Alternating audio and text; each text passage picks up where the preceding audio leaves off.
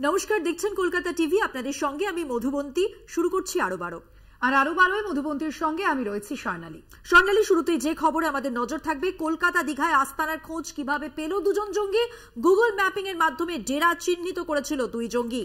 একেবারে মধুবন্তী, এবং বাংলা থেকে অন্য রাজ্য দেশে যাওয়ার ছক কষেছিল তারা। দীঘা থেকে বিহারে যাওয়ার ছক কষেছিল এরা, এমনটাই প্রাথমিক তদন্তে এনআইএর হাতে তথ্য এসেছে, এমনটাই জানা যাচ্ছে সূত্র মারফত।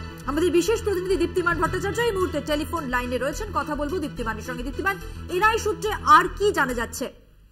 দেখো, যেটা এখনো পর্যন্ত জানা যাচ্ছে সেটা হলো এই যে পুরো তারা এসে থাকা এবং বিস্ফোরণের পর তারা কোথায় কোথায় থাকবে, চেন্নাইয়ের পর যে উড়িষ্যায় একটা জায়গায় তারা গা ঢাকা দিয়ে 2-3 দিন ছিলেন, তারপর তারা বেরিয়ে এসে কলকাতায় বিভিন্ন জায়গায় হোটেলে ছিলেন। এক তো ওরা লো প্রোফাইল হোটেল খুঁজতো, এবং দ্বিতীয় সব থেকে বড় বিষয়, পুরোটাই তারা সাহায্য নিয়েছিল গুগল ম্যাপিং এর। এরকমটাই কিন্তু জিজ্ঞাসাবাদের সময় তারা জানিয়েছেন। এবং এই গুগল ম্যাপিং গুলো তারা কিভাবে পয়েন্টিং করতেন যে কোন কোন এরিয়াগুলোতে বেশি লোক বসতি রয়েছে, কোন কোন এরিয়াগুলোতে মার্কেট প্লেস রয়েছে, হ্যাঁ, এই জায়গাগুলোই তারা বেছে বেছে তারা থাকতেন, এবং সেই জায়গাগুলোকেই তারা কিন্তু টার্গেট করেছিলেন। প্লাস এর পাশাপাশি যেটা দেখা যাচ্ছে, বিভিন্ন জায়গায় দুটো জায়গা তারা এমন বেছেছিলেন যেখানে কিন্তু টুরিস্ট স্পট রয়েছে, যাতে কোনো মানুষ কোনো সন্দেহ না করতে পারে। এই জায়গাগুলোকে ওরা সেইভাবেই ম্যাপিং করেছিল বলেই জানা যাচ্ছে। এবং এই যে পুরো ম্যাপিংটা কিন্তু তারা গুগল ম্যাপিং এর সাহায্যেই করেছিল বলে প্রাথমিকভাবে জানা যাচ্ছে। ধন্যবাদ দীপ্তিমান। কথা বললাম আমাদের বিশেষ প্রতিনিধি দীপ্তিমান ভট্টাচার্যের সঙ্গে।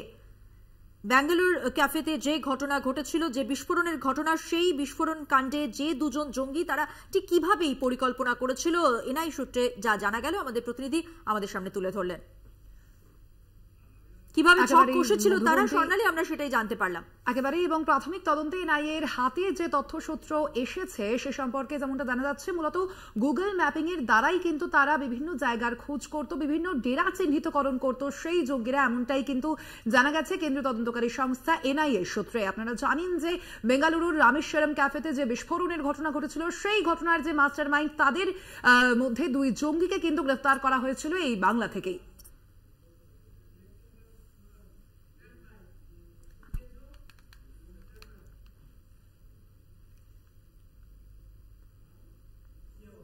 এবার এই বিস্ফোরণের ঘটনা নিয়ে প্রশ্ন তুলেছেন অনুরাগ ঠাকুর। কি বলছেন তিনি?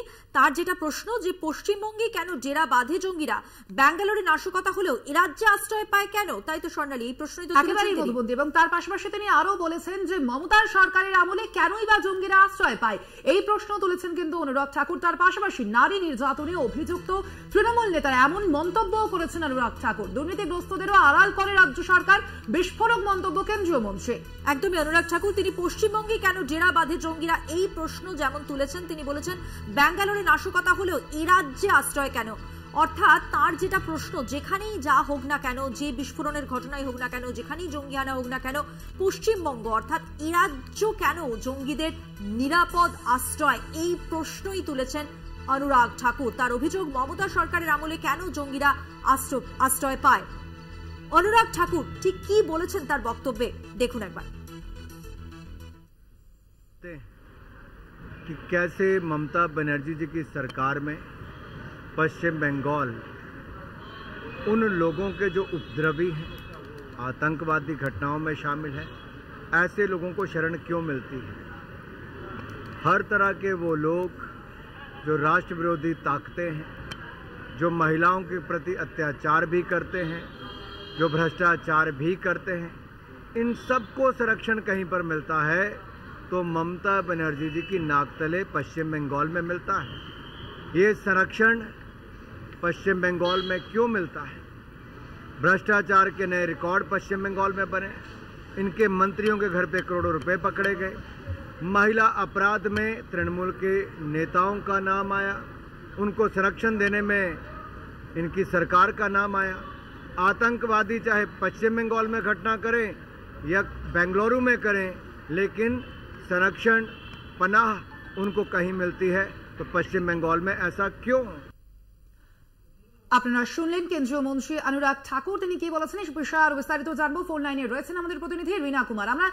আমরা দেখেছি যে এর আগে অমিত মালব্য তিনি কিন্তু এই প্রসঙ্গে জঙ্গিদের আশ্রয় হয়ে উঠেছে পশ্চিমবঙ্গে এমন মন্তব্য করেছিলেন, এবং তারপরে কিন্তু অনুরাগ ঠাকুর তিনিও এই প্রসঙ্গে মন্তব্য করেছেন। অর্থাৎ কোথাও গিয়ে কি লোকসভা নির্বাচনের আগে এই ঘটনাকে হাতিয়ার করছে বিজেপি নেতৃত্ব? বারংবার কিন্তু বিজেপির যে নেতৃত্বরা রয়েছেন তাদের মুখেও কিন্তু অনেকবার শোনা গেছে যে পশ্চিমবঙ্গে যে সমস্ত দুর্নীতি হচ্ছে সেগুলো নিয়ে কিন্তু রাজ্য সরকারের বিরুদ্ধে তোপ দাগেন তিনি তারা, এবং সেই মতন কিন্তু এদিনও যে রয়েছে বিজেপির হয়ে কিন্তু শিলিগুড়িতে এসছেন কেন্দ্রীয় মন্ত্রী, তিনি কিন্তু অনুরাগ ঠাকুর, এবং তিনি এসেই কিন্তু যে তৃণমূল সরকার রয়েছে অর্থাৎ রাজ্যের শাসক দল তাদের বিরুদ্ধে কিন্তু ফের একবার সোচ্চার হন, এবং তিনি কিন্তু জানান যে ব্যাঙ্গালোরে দুর্নীতি হোক বা অন্য কোথাও সেক্ষেত্রে কিন্তু বারংবার দেখা যায় যে সেখানের যে সন্ত্রাসবাদ রয়েছে সেক্ষেত্রে পশ্চিমবঙ্গের এসেই কিন্তু তারা আশ্রয় নেন এবং তাদের কিন্তু সাহায্যের হাত বাড়িয়ে দেয়, এমনটা ভাবে কিন্তু তিনি মন্তব্য করেছেন যে পশ্চিমবঙ্গ সরকার রয়েছে তার বিরুদ্ধে। এবং বারংবার তিনি যেখানে একটাই মন্তব্য করে ধরে তুলছিলেন যে পশ্চিমবঙ্গ সরকার অর্থাৎ যে তৃণমূল কংগ্রেস রয়েছে তারা কিন্তু দুর্নীতিগ্রস্ত এবং যারা সন্ত্রাসবাদের সাথে জড়িত তাদেরকে কিন্তু আশ্রয় দিচ্ছে পশ্চিমবঙ্গে, ফলে পশ্চিমবঙ্গের ভবিষ্যৎ কিন্তু অন্ধকারের দিকে, যেমনটা ভাবেও কিন্তু তিনি বারংবার করে অভিযোগ তুলছেন। এবং ফের একবার বলবো যে বারংবার করে কিন্তু তিনি যে রাজ্যে নারী নির্যাতন এছাড়াও যে সমস্ত দুর্নীতি হচ্ছে সেদিকেও কিন্তু আঙ্গুল তোলেন রাজ্য সরকারের দিকেই। একেবারে রীনা, তুমি সঙ্গে থাকো আমাদের, ধন্যবাদ তোমাকে জানাই। রীনা আমাদের প্রতিনিধি ছিলেন। তার পাশাপাশি ফোন লাইনে আমরা যোগাযোগ করতে পেরেছি তৃণমূল মুখপাত্র জয়প্রকাশ মজুমদারের সঙ্গে। জয়প্রকাশ বাবু, আপনাকে স্বাগত জানাই কলকাতা টিভিতে। জয়প্রকাশ বাবু, এবার একেবারে কেন্দ্রীয় মন্ত্রী অনুরাগ ঠাকুর তিনি যেমনটা বলছেন যে আবারও কিন্তু তিনি সেই একই প্রশ্ন তুলছেন যে পশ্চিমবঙ্গে কেনই বা জঙ্গিরা বারে বারে আশ্রয় পায়, সেই প্রশ্নই তুলেছেন তিনি। আপনার প্রাথমিক প্রতিক্রিয়া জানতে চাইব। দেখুন, বারে বারে আশ্রয়ের প্রশ্নই এখানে ওঠে না। অনুরাগ ঠাকুরকে উত্তর দিতে হবে, এনআইএ 2008-এ তৈরি হয়েছিল জঙ্গিদের আটকানোর জন্য, সর্বভারতীয় ক্ষেত্রে জঙ্গি কার্যক্রমে তাদেরকে আটকানোর দায়িত্ব না লোকাল পুলিশের আছে না সিবিআই এর আছে এনআইএ এর উপরে। সেই এনআইএ হচ্ছে অনুরাগ ঠাকুর যে দপ্তর বা তাদের যে মিনিস্ট্রি কেন্দ্রীয় সরকারের অধীনে, তারা কেন একদিন কিছু করতে পারলো না? এটা হচ্ছে প্রথম প্রশ্ন। দ্বিতীয় প্রশ্ন হচ্ছে 2023 এবং 2024 আপনারা একটু গুগল ঘাঁটলেই দেখবেন দিল্লির থেকে অন্তত 12 থেকে 14 জন জঙ্গিকে গ্রেপ্তার করেছে, এবং দিল্লি হচ্ছে কেন্দ্রীয় সরকারের অধীন, তাদের আইন শৃঙ্খলার ব্যবস্থা। তাদের গ্রেপ্তার করা হয়েছে অন্য অন্য জায়গাকার অপরাধে, মানে কোথাও হরিয়ানা, কোথাও মহারাষ্ট্র, কোথাও পাঞ্জাব, খালিস্তানি, আইএসআই যোগাযোগ ইত্যাদি ইত্যাদি বিভিন্ন জঙ্গি মডিউলের সদস্য হিসেবে তারা দিল্লিতে গা ঢাকা দিয়েছিল, সে দিল্লি থেকে গ্রেপ্তার হয়েছে।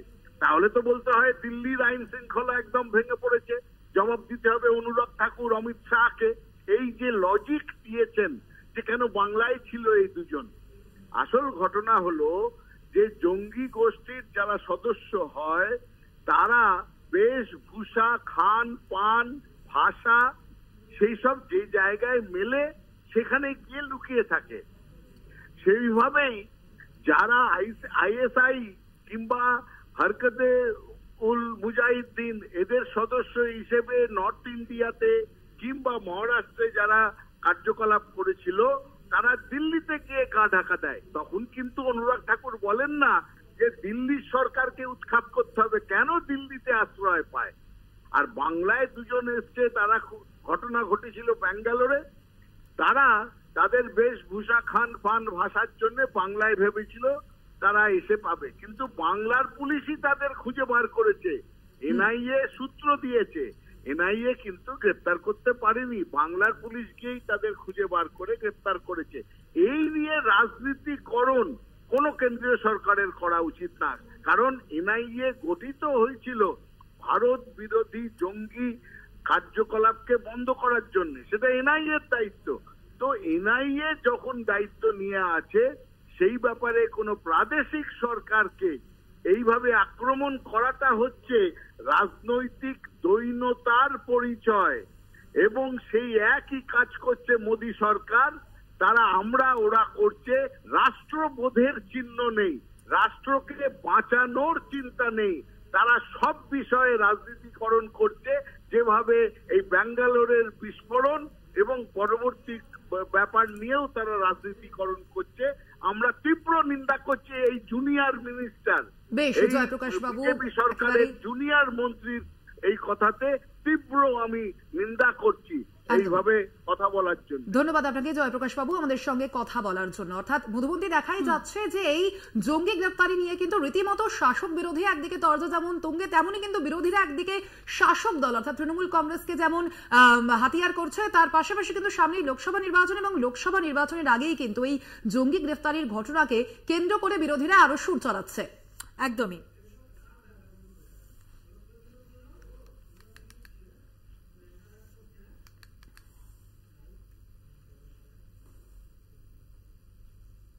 এবার যে খবরে স্বর্ণালী আমরা নজর রাখবো, অভিষেক বন্দ্যোপাধ্যায়ের কপ্টারে আয়কর তল্লাশির অভিযোগে মুখ খুললেন বিরোধী দলনেতা শুভেন্দু অধিকারী। তার বক্তব্য, দেশের আইন সবার জন্য সমান, আইন আলাদা হতে পারে না, এখানকার জন্য আলাদা আইন হবে না। নাম না করে অভিষেক বন্দ্যোপাধ্যায় তাকে একেবারে আক্রমণ করলেন, তাকে নিশানা করলেন বিরোধী দলনেতা। একেবারে মধুবন্তী আমরা দেখেছি গতকাল যে ঘটনা ঘটেছে, অভিষেক বন্দ্যোপাধ্যায় তৃণমূলের সর্বভারতীয় সাধারণ সম্পাদক, তার কপ্টারে কিন্তু আয়কর তল্লাশি চালানো হয়। যদিও সেই তল্লাশির মাধ্যমে কিছুই উদ্ধার করা যায়নি, এমনটাই পরবর্তীতে কিন্তু এক্স চ্যানেলে পোস্ট করেছিলেন অভিষেক বন্দ্যোপাধ্যায় এবং তারপরেই সে সম্পর্কে এবার মুখ খুললেন রাজ্যের বিরোধী দলনেতা শুভেন্দু অধিকারী। তিনি কিন্তু যেমনটা বলেছেন যে দেশের আইন সবার জন্যই সমান, এমনই মন্তব্য করেছেন শুভেন্দু অধিকারী। তার পাশাপাশি তিনি আরো মন্তব্য করেছেন যে এখানকার জন্য আলাদা আইন হবে না, অর্থাৎ দেশের আইন সবার জন্য সমান এবং এখানকার জন্য আলাদা আইন হবে না, এমনই মন্তব্য করেছেন রাজ্যের বিরোধী দলনেতা শুভেন্দু অধিকারী। অভিষেক বন্দ্যোপাধ্যায়ের কপ্টারে আয়কর হানা এবং এই আয়কর হানা নিয়ে বিতর্ক যেমন তৈরি হয়েছিল নির্বাচনের আগে, এবার বিরোধী দলনেতা তিনি মুখ খুললেন। কি বলেছেন শুনুন একবার।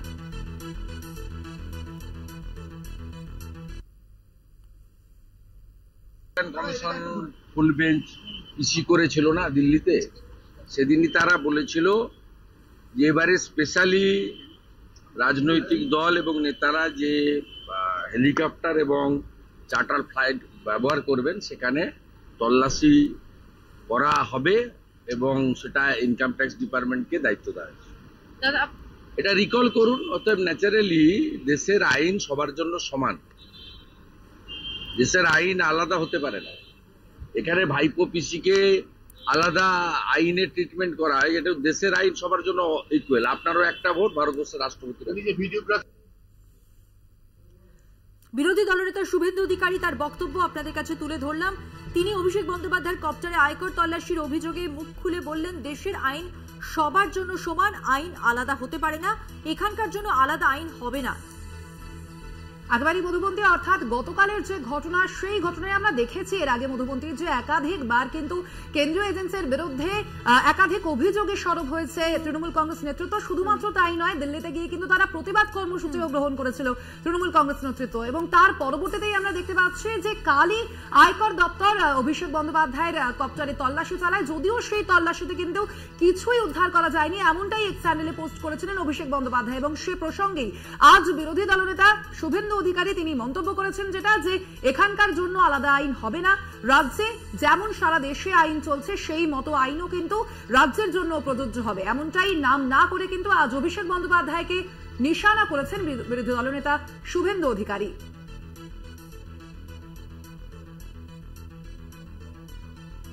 এই শুভেন্দু অধিকারীর তার এই বক্তব্যের পরিপ্রেক্ষিতে আমরা ফোন লাইনে যোগাযোগ করে কথা বলতে পেরেছিলাম তৃণমূল মুখপাত্র অরূপ চক্রবর্তীর সঙ্গে। তিনি ঠিক কি বলেছিলেন শোনাবো। আমি তো জানতাম এনআইএ তাদের মুখপাত্র নতুন রেখেছে যার নাম জিতেন্দ্র তিওয়ারি, কিন্তু নির্বাচন কমিশন যে তাদের মুখপাত্র হিসেবে শুভেন্দু অধিকারীকে রেখেছে তাদের হয়ে সাফাই দেওয়ার জন্য, এটা আপনাদের চ্যানেলের মাধ্যমে, সংবাদ মাধ্যমগুলোর মাধ্যমে আমরা জানতে পারছি যে শুভেন্দু অধিকারী নিজের থেকেই ইলেকশন কমিশন অফ ইন্ডিয়ার মুখপাত্র হয়ে গেছে। প্রথম কথা, নির্বাচন আসলে মডেল কোড অফ কন্ডাক্ট অনুযায়ী কাজ করতেই পারে ইনকাম ট্যাক্স, নির্বাচন কমিশন, কিন্তু সার্চ করে যখন কিছু পাওয়া যায় না, হুঙ্কার দেন যে চপার যেতে দেওয়া যাবে না। গাত্রদাহটা কেন? গাত্রদাহটা আসলে এই কারণেই যে একদিন আগে বিজেপির নেতাকে জলপাইগুড়ির ক্রান্তি ব্লকে গাড়ি করে টাকা নিয়ে যাওয়ার সময় এবং সেই টাকা বিজেপির সিম্বল দেওয়া ব্যাগে গাড়ির মধ্যে থেকে উদ্ধার হয় লাখ লাখ টাকা। সেই টাকা সহ বিজেপি নেতা ধরা পড়ে এবং বিজেপি নেতারা যে অর্থের বিনিময়ে টাকার বিনিময়ে ভোট কেনার রাজনীতি করতেন সেটা যখন গোটা দেশের মানুষের সামনে বেআব্রু হয়ে পড়ে তখন পাল্টা এই হিংস্র হয়ে জান্তব আক্রমণ নামিয়ে আনে ভারতীয় জনতা পার্টির লেলিত নির্বাচন কমিশনের মাধ্যমে ইনকাম ট্যাক্স। এই যত চাকর বাকর বানিয়ে রেখেছে সব এজেন্সির লোকজনকে। তাই কাউকে ইডি দিয়ে থ্রেট দিচ্ছে, কাউকে সিবিআই দিয়ে ভয় দেখাচ্ছে, তো কাউকে আইটি দিয়ে রেড করাচ্ছে।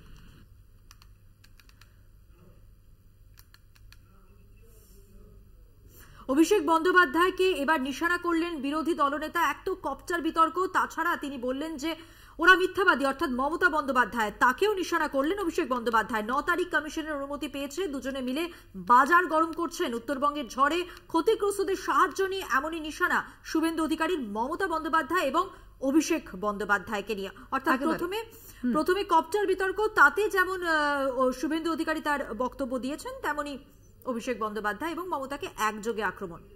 একদমই মধুবন্দী, অর্থাৎ বারে বারে আমরা দেখতে পাচ্ছি যে ঝড়ে দুর্গতদের সাহায্য কারা করবে সেই নিয়ে যেমন তৃণমূল কংগ্রেস তারা বারে বারে বলেছে যে কমিশনের কাছে তারা অনুমতি চেয়েছেন। যদিও তারা আমরা দেখেছি যে জনসভা থেকে মুখ্যমন্ত্রী মমতা বন্দ্যোপাধ্যায় তিনি ঘোষণা করেছেন ইতিমধ্যেই যে 1,20,000 টাকা কিন্তু দুর্গতদের দেওয়া হবে, এমনই ঘোষণা করেছিলেন মুখ্যমন্ত্রী মমতা বন্দ্যোপাধ্যায়। এবং সেই ঝড়ে দুর্গতদের কারা সাহায্য করবে সেই যে মতভেদ, সেই যে মতবিরোধ, তা কিন্তু এখনো পর্যন্ত মেটেনি। লোকসভা নির্বাচন সামনে আছে, তার আগে কিন্তু এ নিয়ে আরো চর্চা তুঙ্গে উঠছে এবং এ বিষয়ে শুভেন্দু অধিকারী মমতা বন্দ্যোপাধ্যায় এবং অভিষেক বন্দ্যোপাধ্যায়কে নাম না করে কি বলেছেন শোনাবো।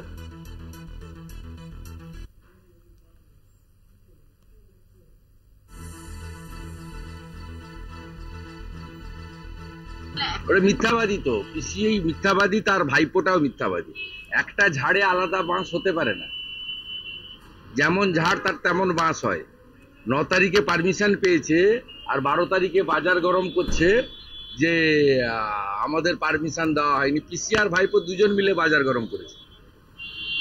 আমাকে নবান্ন থেকে লোক কাল পাঠিয়ে দিয়েছে, আমি আজকে টুইট করে দিয়েছি। সব আধিকারিকরা এখনো পিসি ভাইপোর পেরোলে যায়নি, এখনো মেরুদণ্ড অনেক। বিরোধী দলনেতা শুভেন্দু অধিকারীর বক্তব্য আপনাদের শোনালাম। এর প্রতিক্রিয়া তৃণমূলের পক্ষ থেকে ঠিক কি বলা হচ্ছে শুনুন।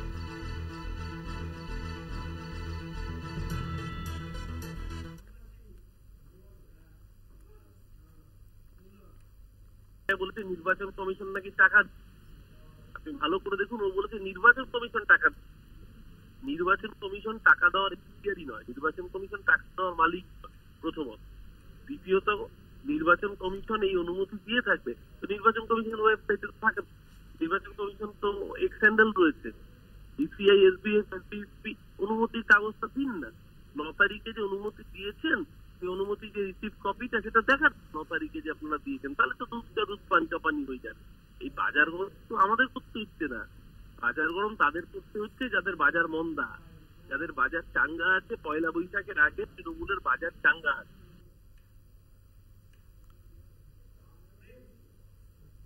এখন সময় নেওয়ার একটা ছোট্ট বিরতি, ফিরছে আরো অন্যান্য খবর নিয়ে সঙ্গে থাকুন। আর এবার যে প্রসঙ্গে আসবো, দিলীপ ঘোষের মন্তব্য জানিয়ে রাজ্য রাজনীতি বারবার তোলপাড় হয়েছে, এবারও তার ব্যতিক্রম নয়, তাই তো স্বর্ণালী কি বললেন এবার তাহলে? একদমই, এবং শুধুমাত্র তাই নয়, তার পাশাপাশি এবার তৃণমূল নেতার মুখে কিন্তু চেলাকাঠ হুঁশিয়ারি। বিজেপি, কংগ্রেস, সিপিএম ভোট চাইতে এলে রুখে দাঁড়ান, এমনই মন্তব্য এবার তৃণমূল নেতার মুখে। এর আগে আমরা দেখেছি মধুবন্তী যে বিজেপি প্রার্থী স্বপন মজুমদার, বারাসতের বিজেপি প্রার্থী তিনি, এবং তার মুখে কিন্তু এই চেলাকাঠ মন্তব্য আমরা শুনেছিলাম এবং তারপরে এক রাশ বিতর্কের সৃষ্টিও হয়েছিল। কিন্তু এবার একেবারে তৃণমূল নেতার মুখে কিন্তু সেই মন্তব্য। যুবকরা চেলাকাঠ নিয়ে তৈরি থাকুন, মহিলারা ঝাঁটা নিয়ে তৈরি থাকুন, ওদের মারধর করে বঙ্গোপসাগরে বিদায় দিতে হবে, হুঁশিয়ারি বসিরহাট বেগমপুর তৃণমূল অঞ্চল সভাপতি মিজানুর ইসলামের। একেবারেই, অর্থাৎ বারে বারে আমরা দেখছি এই চেলাকাঠ মন্তব্য কিন্তু একের পর এক শাসক বিরোধী সব নেতৃত্বের মুখেই আমরা দেখতে পাচ্ছি। এবার কিন্তু একেবারে তৃণমূল নেতার মুখে কিন্তু এই চেলাকাঠ বিতর্ক। তিনি যেমনটা বলেছেন যে বিজেপি, কংগ্রেস, সিপিএম ভোট চাইতে এলে তাদের চেলাকাঠ দিয়ে বিদায় দিন, এমনটাই মন্তব্য করেছেন। ঠিক কি মন্তব্য করেছেন তিনি শোনাবো। আগামী দিন যে বিজেপির যে নির্বাচন আসছে, সেই নির্বাচনে বিজেপির যদি কেউ ভোট এখানে চাইতে আসে, সিপিএম এর যদি কেউ ভোট চাইতে আসে, কংগ্রেসের যদি কেউ ভোট চাইতে আসে, আমি বলে দেবো মা বোনেরা আপনারা ঝাঁটা নিয়ে দাঁড়িয়ে থাকুন, আর যুবক ভাইদের বলবো আপনারা চালা নিয়ে দাঁড়িয়ে থাকুন। ওদেরকে একেবারে এমন ভাবে মারতে হবে বঙ্গোপসাগরে তাদেরকে তাড়িয়ে একেবারে এখান থেকে ফেলে। এই যে মন্তব্য উনি করলেন, আপনারা শুনলেন, এই মন্তব্যের পর কিন্তু রাজনৈতিক দলগুলির মধ্যে বিতর্ক তৈরি হয়েছে, রাজ্য রাজনীতি উত্তাল হয়েছে, কিন্তু তিনি তার মন্তব্যে একেবারে অনড় রয়েছেন। তিনি যা বলেছেন আপনারা শুনলেন, এই বক্তব্যে তিনি কিন্তু একেবারে অনড় রয়েছেন।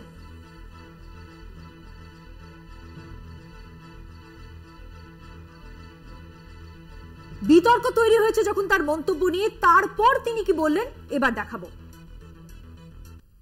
দেখুন, আমি এই কথাটা আমার আরো 2-4 বার বলার দরকার ছিল। তার কারণ বাংলার জননেত্রী মমতা বন্দ্যোপাধ্যায় তিনি ভোট নির্বাচনের আগে বা ভোটের আগে তিনি যে কথাগুলো দেন সে কথাগুলো রাখেন। তিনি বলেছিলেন যে মায়েদের বোনেদের আমি লক্ষ্মীর ভান্ডার দেবো, প্রথমে 500, তারপরে তিনি 1000 করে দিলেন। সেই জায়গায় দাঁড়িয়ে নরেন্দ্র মোদী যে কথাগুলো দিয়েছিলেন সেই কথাগুলো রাখেনি। সেই জন্য আমি মায়েদের বোনেদের বলেছি ঝাঁটা রাখতে, আর যুবকদের বলেছি চেলা কাট। আপনারা শুনলেন তৃণমূল নেতার সেই বক্তব্য, এবং বিতর্ক তৈরি হওয়ার পরও কিন্তু সেই বক্তব্যে এখনো পর্যন্ত তিনি অনড়, এবং সে বিষয়ে বিজেপি নেতাদের সঙ্গে আমরা ফোন লাইনে যোগাযোগ করতে পেরেছিলাম। তাদের কি মন্তব্য, তাদের কি প্রতিক্রিয়া শোনাবো। যখন মানুষ থেকে বিচ্ছিন্ন হয়ে যায় কোনো দল, যখন বুঝতে পারে জনগণ ভোট দিলে যে তার আশা নেই, সেই সময়তেই এই সব জাতীয় কথাবার্তা, হিংসাত্মক বার্তা ইত্যাদির মাধ্যমে নিজেদের মনোবল বাড়ানোর চেষ্টা করছে। মনোবল তলানিতে থেকেছে, কারণ যেখানেই যাচ্ছে মানুষ বলছে চোর চোর চোর। তো এখন কি করবে? এখন সেই জন্য হাতিয়ার ছাড়া আর কোনো রাস্তা নেই। আমি মনে করি অবিলম্বে ইলেকশন কমিশনের এই জাতীয় বক্তব্যকারীদের গ্রেফতার করে এদের ইলেকশন থেকে বাদ দিয়ে একদম সোজা জেলখানায় ঢুকে দেওয়া হবে।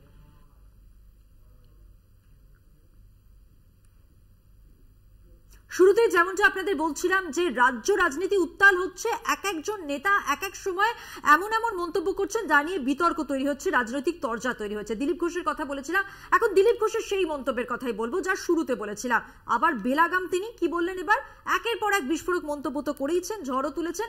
এবার দিলীপ আছেন, দিলীপেই সোমবার প্রাতঃভ্রমণে বেরিয়ে মুখ্যমন্ত্রীকে কটাক্ষ করলেন একেবারে। এবং বর্ধমান দুর্গাপুরের বিজেপি প্রার্থী অর্থাৎ দিলীপ ঘোষ তিনি এবার কি বলেছেন যে লোক জড়ো করতে হলে তৃণমূলকে নাচতে হয়। বর্ধমান দুর্গাপুরের তৃণমূল প্রার্থীও নাচেন, কিন্তু বিজেপি যেখানেই যায় সেখানে এমনিই লোক জড়ো হয়ে যায়, এমনই মন্তব্য করেছেন এবার বর্ধমান দুর্গাপুরের বিজেপি প্রার্থী। তিনি ঠিক কি বলেছেন শোনাবো।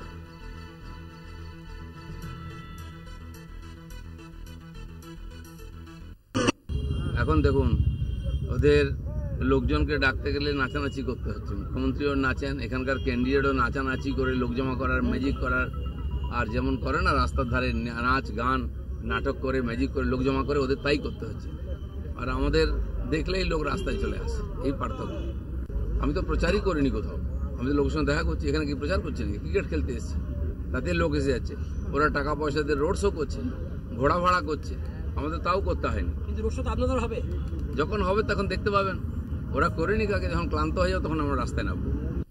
যত দিন যাচ্ছে কীর্তি তো ফিকে হয়ে যাচ্ছে, দেখা যাচ্ছে। রং কবে ছিল? চিরদিনই ফিকে। যে রিটায়ার্ড আর টায়ার্ড তার কাছ থেকে কি আশা করবেন? তো উনিও বুঝতে পারছেন যে এখানকার জনতা ওনাকে নিচ্ছে না, পার্টির লোকেরাই সঙ্গে বেরোচ্ছে না।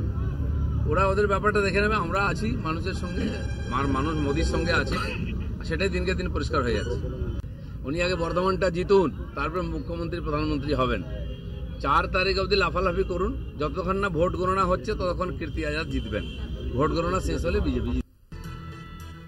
এবার তৃণমূলের প্রতিক্রিয়ায়, তৃণমূলের কি বক্তব্যে তারা কি বলছেন দিলীপ ঘোষ সম্পর্কে শুনবো। দিলীপদার মাথাটা সত্যি গন্ডগোল হয়ে যাচ্ছে, এত বড় দিলীপদা। মুশকিল হচ্ছে দিলীপদাকে শুভেন্দু অধিকারী এমন নাচিয়েছে যে সোজা মেদিনীপুর থেকে তুলে এনে বর্ধমান দুর্গাপুরে ফেলে দিয়েছে। এই তুর্কি নাচন দিলীপ ঘোষ আর ভুলতে পারছে না যে জেতা সিট, 5 বছর ধরে নার্সিং করা সিট, সেই সিট যদি এরকম ভাবে 1 লাখ ভোটে হারতে হয় পরের বছর এসে অন্য জায়গায় এসে, স্বাভাবিকভাবে যাত্রদাহ, মাথা খারাপ সবগুলোই স্বাভাবিক, কোনোটাই অস্বাভাবিক ঘটনা নয়। আমরা দিলীপ দাসকে বলবো গরম করেছে একটু ওআরএস খান, ডাবের জল খান, এই গরমে নইলে পেট গরম হলে মাথা ব্যথাও গন্ডগোল কাজ ঠিকঠাক কাজ করে না। দিলীপটাকে কি নাচাচ্ছে সেটা 4 তারিখ যখন ভোটের ফল বেরোবে। এক তো বর্ধমান দুর্গাপুরের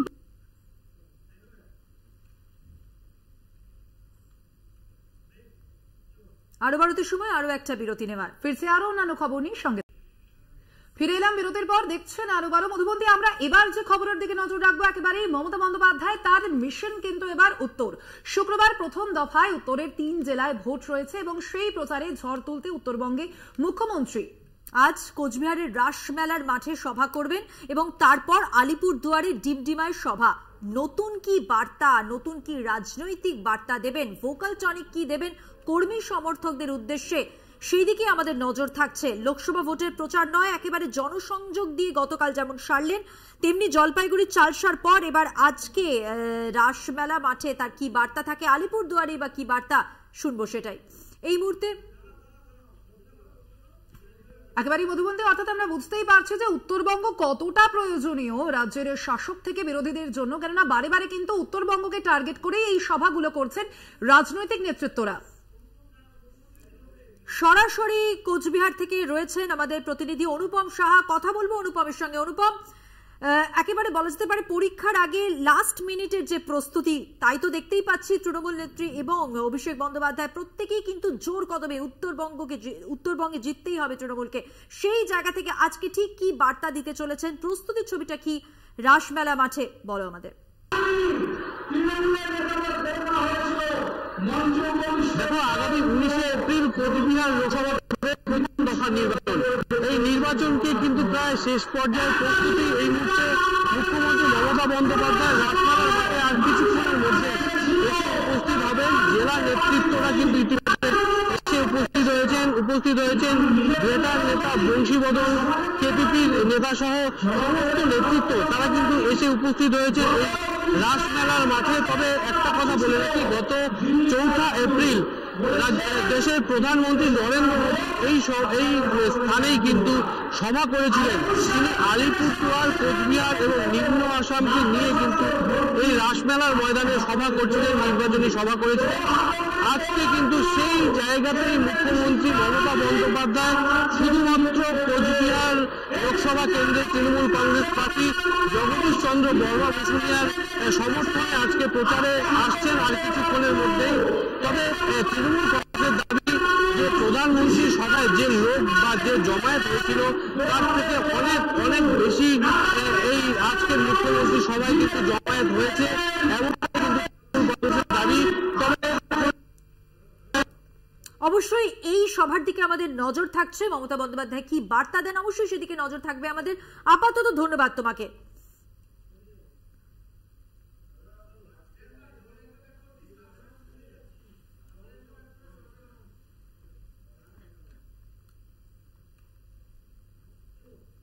আর মধুবন্তী, এবার আমরা যে খবরের দিকে নজর রাখবো, জেল হেফাজত শেষে শাহজাহানকে আদালতে পেশ, নগর দায়রা আদালতে শেখ শাহজাহানকে পেশ এবং ফের জেল হেফাজতের আবেদন জানাবে ইডি, এমনটাই কিন্তু সূত্র মারফত জানা যাচ্ছে মধুবন্তী। অবশ্যই, এবং ইডি সূত্রে ঠিক আর কি জানা যাচ্ছে জানবো, আমাদের সঙ্গে রয়েছেন আমাদের প্রতিনিধি। তার আগে আপনাদের জানিয়ে রাখি, শেখ শাহজাহান সন্দেশখালীর অন্যতম মূল অভিযুক্ত, তার জেল হেফাজতের মেয়াদ শেষ এবং শাহজাহানকে আজকে আদালতে পেশ করা হবে, নগর দায়রা আদালতে তাকে পেশ করার কথা।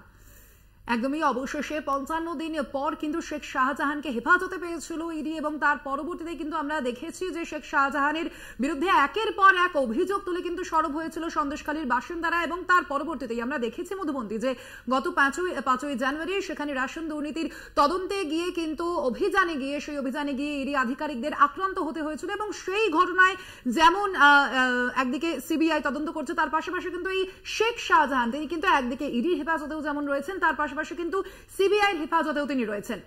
দুর্গাদাস বন্দ্যোপাধ্যায় প্রতিনিধি আমাদের সঙ্গে রয়েছেন টেলিফোন লাইনে, কথা বলবো দুর্গাদাসের সঙ্গে।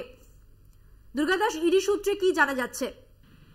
দেখো, তুমি জানো যে 13ই এপ্রিল অর্থাৎ গত শনিবার জেল হেফাজতের নির্দেশ দিয়েছিলেন নগর দায়রা আদালতের যিনি বিচারক তিনি, এবং 15ই এপ্রিল অর্থাৎ আজ পর্যন্ত তার যে জেল কাস্টডি ছিল, আজকে আবার তাকে পুনরায় নগর আদালতে নিয়ে আসা হয়েছে তাকে কোর্ট প্রোডাকশনের জন্য। এবং যেটা ইডি সূত্রে জানা গিয়েছে যে ইডি ফের তার জেল কাস্টডি চাইবে, এমনটাই কিন্তু ইডি সূত্রে আমরা জানতে পেরেছি। ফলে আরো কিছুক্ষণ অপেক্ষা করতে হবে যতক্ষণ না মহামান্য বিচারকের কাছ থেকে এই অর্ডারটা বেরিয়ে আসছে। তবে যেটা জানা যাচ্ছে যে ইডি যে কোয়ারিজ গুলো ছিল তারা কিন্তু ইতিমধ্যে তার সিংহভাগ কোয়ারিজ তারা কমপ্লিট করে ফেলেছে এবং এর সঙ্গে রিলেটেড অর্থাৎ শাহজাহানের সঙ্গে আরো যারা সংযুক্ত ছিল তাদেরও একটা নামের লিস্ট বা তালিকা তৈরি করা হয়েছে এবং সেই অনুযায়ী ইতিমধ্যেই দুজন কে তারা অ্যারেস্ট করেছে, একজন অ্যাবসকন্ড আছে এবং বাদবাকি যারা যাদের নামের লিস্ট পাওয়া গেছে তাদের খোঁজ চলছে। তাহলে সব মিলিয়ে কিন্তু আস্তে আস্তে বলা যেতে পারে যে শাহজাহান মানে সন্দেশখালী কাণ্ডের অভিযুক্ত শাহজাহানের এই কেসের কিন্তু জাল আস্তে আস্তে তারা গুটোতে শুরু করেছে, এটা কিন্তু বলাই যায়। ধন্যবাদ দুর্গা দাস। কথা বললাম আমাদের প্রতিনিধি দুর্গা দাস বন্দ্যোপাধ্যায়ের সঙ্গে।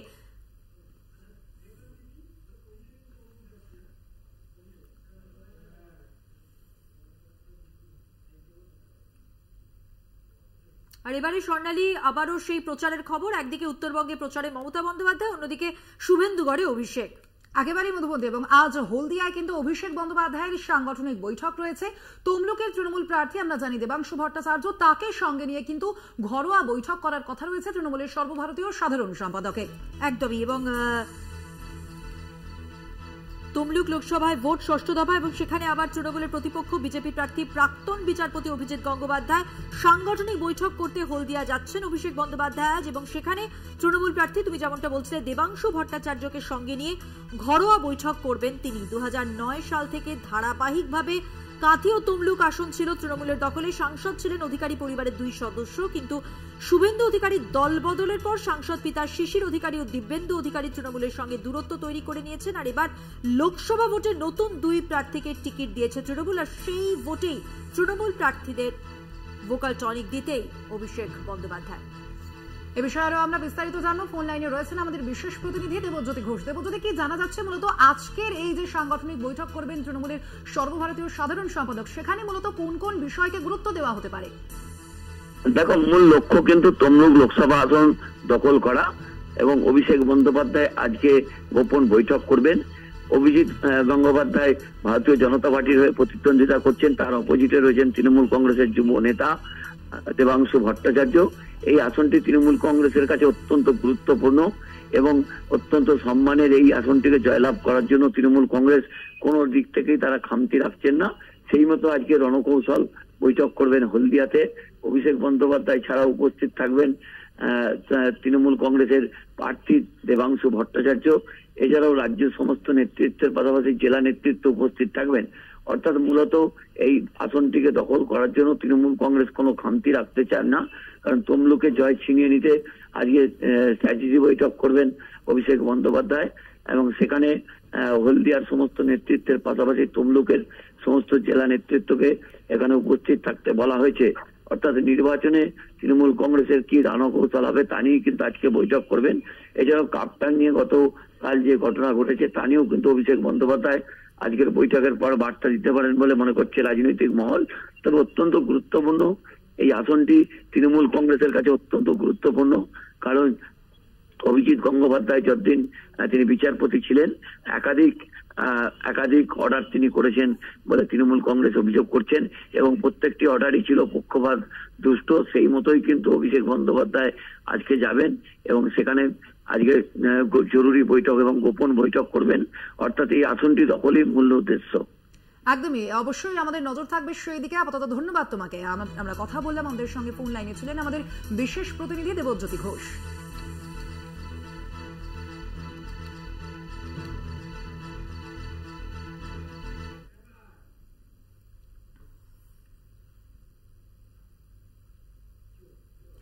ভুটান সীমান্তবর্তী জয়গাড় বড়মচিয়া বস্তিতে প্রতিরক্ষা মন্ত্রী রাজনাথ সিং এর জনসভা থেকে মুখ্যমন্ত্রী মমতা বন্দ্যোপাধ্যায়ের বিরুদ্ধে নিশানা করলেন তিনি। একেবারে মধুবন্তী, কিছু গন্ডগোল দেখলেই বলবেন নরেন্দ্র মোদী করেছে। সন্দেশখালী রাশন দুর্নীতি ও সিএ নিয়ে সরব হয়েছেন রাজনাথ। সন্দেশখালীর মহিলারা ন্যায় পাবেন বলেও এদিনের সভায় জানান তিনি। রাজনাথ সিং বলেন বিজেপি যা বলে তাই করে, ইউনিফর্ম সিভিল কোড আসবেই এবারে সরকার তৈরি হলে। তার পাশাপাশি তৃণমূলের সময় এই রাজ্যে শেষ হয়েছে এমন মন্তব্য করেছেন তিনি ঠিক কি বলেছেন শোনাবো। नंदो घोष क्या हालत बना दी है। बहनों भाइयों, ये नहीं चलने वाला है। यहाँ अब टीएमसी का समय पश्चिम बंगाल की धरती से समाप्त हो चुका है। बहनों भाइयों, टीएमसी अब अपनी समाप्ति की ओर बढ़ चली है। हम लोग देश को हिंदू मुसलमान के आधार पर भी नहीं बांटना चाहिए।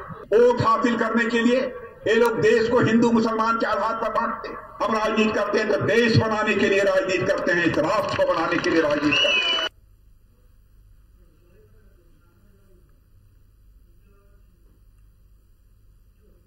আর মধুবন্দী, এবারে আমরা যেদিকে নজর রাখবো, নির্বাচনী প্রচারে বিজেপির দেওয়াল লিখনে উঠে এলো পার্থ, অর্পিতা মুখোপাধ্যায় থেকে শুরু করে মানিক ভট্টাচার্য, অনুব্রত মণ্ডল এবং শেখ শাহজাহানের ব্যঙ্গচিত্র, এমনই ছবি লক্ষ্য করা গেল পশ্চিম মেদিনীপুরে। পশ্চিম মেদিনীপুর জেলার চন্দ্রকোনা 2 নম্বর ব্লকের বালা গ্রাম জুড়ে এই ছবি। আপাতত জেলবন্দি পার্থ, মানিক, অনুব্রত, শাহজাহান কেউ বাদ যাননি। হেভিওয়েট নেতা মন্ত্রীরা রয়েছেন, দেখতেই পাচ্ছেন দেওয়াল লিখন, দেওয়াল চিত্র। এই আবহে বিজেপির দেওয়াল লিখনে এবং তাদের দেওয়াল চিত্রে যাদের যে সমস্ত ব্যক্তিত্বদের ছবি ধরা পড়েছে আপনাদের কাছে তুলে ধরলাম। এবং সেই ছবি ঘিরেই কিন্তু নতুন করে শোরগোল তৈরি হয়েছে। শুধু কার্টুনিকেই ভোট প্রচার নয়, দেওয়ালে ফুটে উঠেছে নানান ছড়াও। এই নিয়েই শুরু হয়েছে আবারও রাজনৈতিক চাপানুতোর।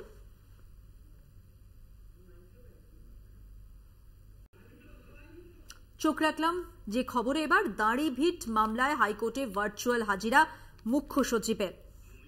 একদমই মধুবন্দী, এবং দাঁড়িভিট যে মামলা ছিল সেই সঙ্গে ছিল সেখানে কিন্তু স্বরাষ্ট্র সচিব, এডিজি, সিআইডি এবং এনআইএ কে নথি হস্তান্তর করেছে সিআইডি, এমনটাই জানা যাচ্ছে।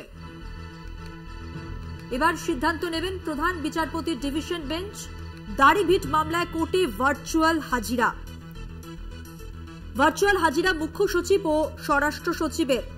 যেই হাজিরার নির্দেশ দিয়েছিলেন কিছুদিন আগে আমরা জানি বিচারপতি, কলকাতা হাইকোর্টের বিচারপতি রাজাশেখর মান্থা, এবার কিন্তু সেই মতোই এবার ভার্চুয়াল হাজিরা দিলেন। কিন্তু দেখতে পারলাম আমরা যে স্বরাষ্ট্র সচিব এবং এডিজি, সিআইডি।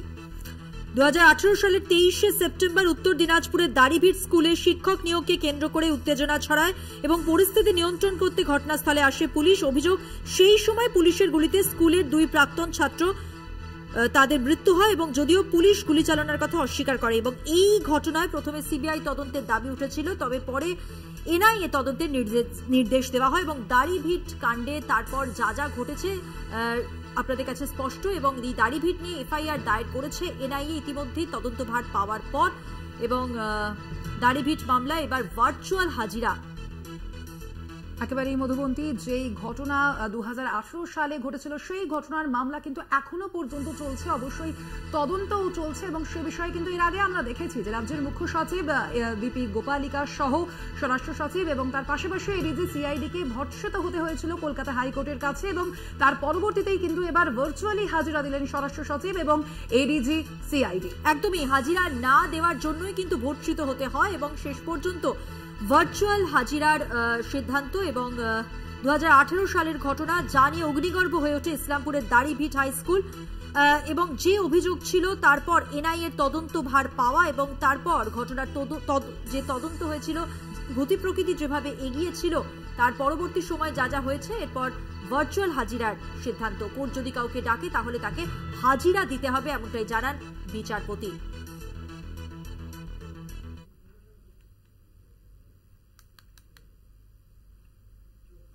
এবার নজর পরের খবরে, দীঘা ঘুরতে এসে স্পিড বোটের ধাক্কায় গুরুতর আহত মহিলা। সোমবার সকালে নিউ দীঘায় দুর্ঘটনাটি ঘটেছে, এমনটাই জানা গিয়েছে। আহত সেই মহিলা বাউরিয়ার বাসিন্দা, এমনটাই জানা গেছে সূত্র মারফত। দীঘা স্টেট জেনারেল হাসপাতাল, সেখানে চিকিৎসারত ওই মহিলা। সোমবার সকালে নিউ দীঘায় দুর্ঘটনাটি ঘটে এবং সেই ঘটনায় আহত হয়েছেন এক মহিলা, যেমনটা জানা যাচ্ছে সূত্র মারফত যে তিনি বাউরিয়ার বাসিন্দা। স্পিড বোটের ধাক্কায় গুরুতর আহত ওই মহিলা। সোমবার সকালে এই ঘটনা ঘটেছে নিউ দীঘায়। দুর্ঘটনাটি ঘটে, আহত মহিলা, তিনি বাউরিয়ার বাসিন্দা। দীঘা স্টেট জেনারেল হাসপাতালে তার চিকিৎসা চলছে। দেখছেন সেই ছবি, ঘটনাস্থল থেকে তাকে উদ্ধার করে হাসপাতালে ভর্তি করা হয়। গুরুতর আহত তিনি। নিউ দীঘায়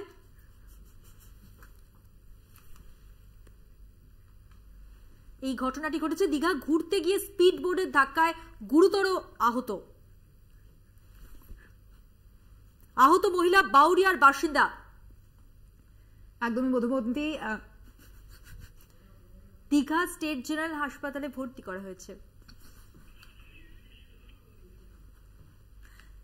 স্পিড বোর্ডের ধাক্কায় গুরুতর আহত হয়েছেন ওই মহিলা এবং নিউ দীঘায় দুর্ঘটনাটি ঘটে। দেখতেই পাচ্ছেন ঘটনাস্থল থেকে ওই মহিলাকে উদ্ধার করে হাসপাতালে ভর্তি করা হয়েছে। বাউরিয়ার বাসিন্দা ওই মহিলা এই মুহূর্তে দীঘা স্টেট জেনারেল হাসপাতালে চিকিৎসাধীন। একেবারেই মধুবন্তী, এবং যেমনটা জানা যাচ্ছে যে সেই মহিলা কিন্তু বাউরিয়ার বাসিন্দা। দীঘায় ঘুরতে এসে স্পিড বোটের ধাক্কায় কিন্তু গুরুতরভাবে আহত হয়েছেন সেই মহিলা এবং সেই মহিলাকে তৎক্ষণাৎ কিন্তু সেখান থেকে উদ্ধার করে দীঘা স্টেট জেনারেল হাসপাতালে ভর্তি করা হয় এবং আপাতত সেই মহিলা কিন্তু সেখানেই চিকিৎসাধীন।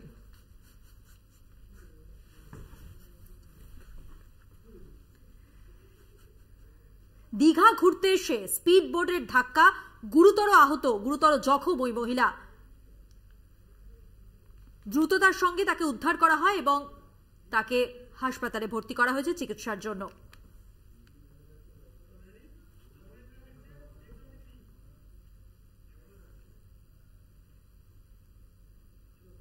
আবার নির্বাচনের খবর, ভোটের মুখে ইস্তাহার প্রকাশ করলো এবার বিজেপি।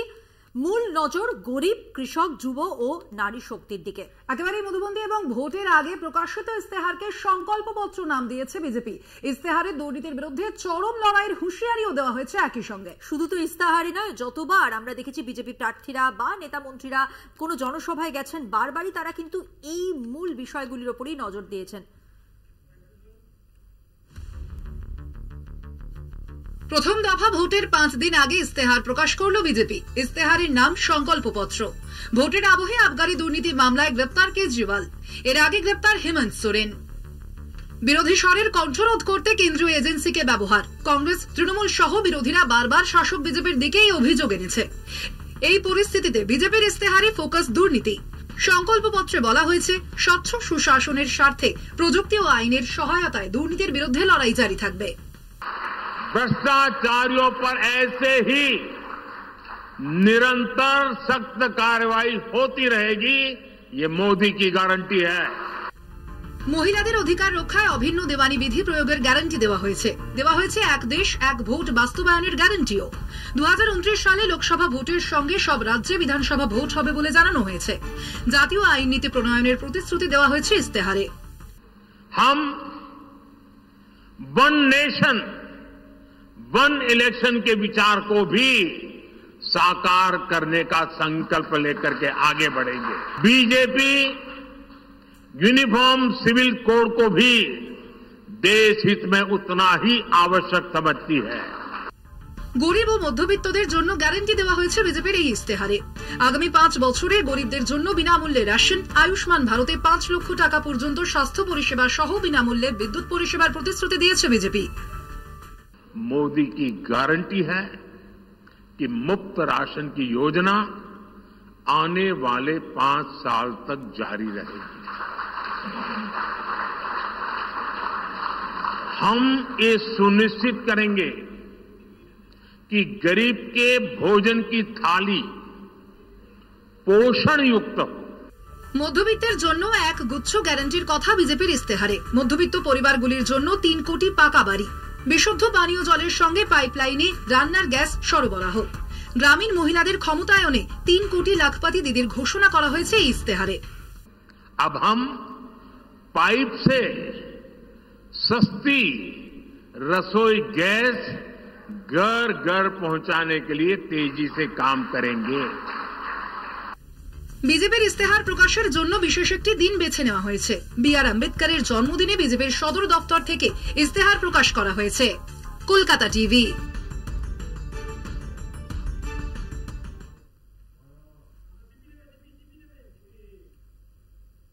আসানসোলের দিকে নজর রাখবো। আসানসোলের কুলটি, সেখানে শুট আউট, অফিসে ঢুকে একজনকে গুলি করে দুষ্কৃতীরা পালালো। একেবারেই মধুবন্তী, এবং খবর পেয়ে সেই ঘটনার খবর পেয়ে কিন্তু ঘটনাস্থলে পৌঁছায় কুলটি থানার পুলিশ কয়েক রাউন্ড গুলি চালানোর অভিযোগ উঠেছে দুষ্কৃতীদের বিরুদ্ধে। অফিসে ঢুকে একজনকে কয়েক রাউন্ড গুলি করার অভিযোগ উঠল দুষ্কৃতীদের বিরুদ্ধে। আসানসোলের কুলটির ঘটনা, অফিসে ঢুকে শুট আউট, একজনকে গুলি করে দুষ্কৃতীরা। ঘটনাস্থলে ইতিমধ্যেই পৌঁছয় কুলটি থানার পুলিশ। কয়েক রাউন্ড গুলি চালানোর অভিযোগ উঠেছে সেই দুষ্কৃতীদের বিরুদ্ধে এবং সেই ঘটনার তদন্ত শুরু করেছে ইতিমধ্যেই পুলিশ। এ বিষয়ে আরো বিস্তারিত জানবো, ফোন লাইনে রয়েছেন আমাদের প্রতিনিধি পবিত্র বন্দ্যোপাধ্যায়। পবিত্র, ঠিক কি জানা যাচ্ছে, কিভাবে এই ঘটনা? দেখো মধুবন্তী, তোমাকে বলে রাখি যে ঘটনাটা ঘটে আজকে দিনের বেলায় ভর দিন দুপুরে একটি অফিসের ভেতরে একজন দুষ্কৃতী ঢোকে এবং একজনের সন্ধানে খোঁজ করতে থাকে এবং খোঁজ করার পরে সেই মাইক্রোসফট ফাইন্যান্স, একটা মাইক্রো ফাইন্যান্সের একটা অফিস, সেই অফিসে ঢোকে এবং তারা টাকা দেবে বলে, মালিককে টাকা দেবে বলে কথাবার্তা বলে যে যারা কর্মী ছিল তাদের সঙ্গে, এবং তারপরে তারা বলে যে এই নামে আমরা খুঁজে বেড়াচ্ছি। তখন তাদের বলে যে অবশ্যই সেদিকে আমাদের নজর থাকবে। আপাতত পুলিশ তদন্ত চালাচ্ছে। ধন্যবাদ তোমাকে পবিত্র।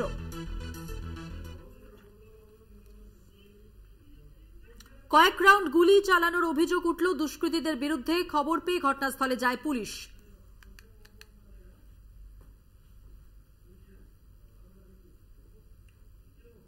নির্বাচনী প্রচারে মমতা বন্দ্যোপাধ্যায় কোচবিহারে, সরাসরি আপনাদের দেখাবো।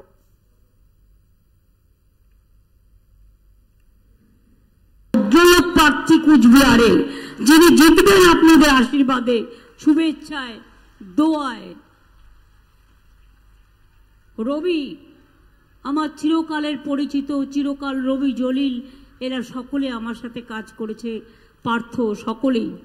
বংশীবদন বর্মা, ওদিকে আমার বিনয়কেও আমি চিরকাল চিনি, বিনয় কৃষ্ণ বর্মন, পরেশ অধিকারী, অনেক ইম্পর্টেন্ট লিডার, সুমিতা বর্মন, নিরঞ্জন আমার পুরনো দিনের সহকর্মী, বংশীবদন বর্মন, অধীর রায় সহ আরও অনেকে মঞ্চে উপবিষ্ট আছেন।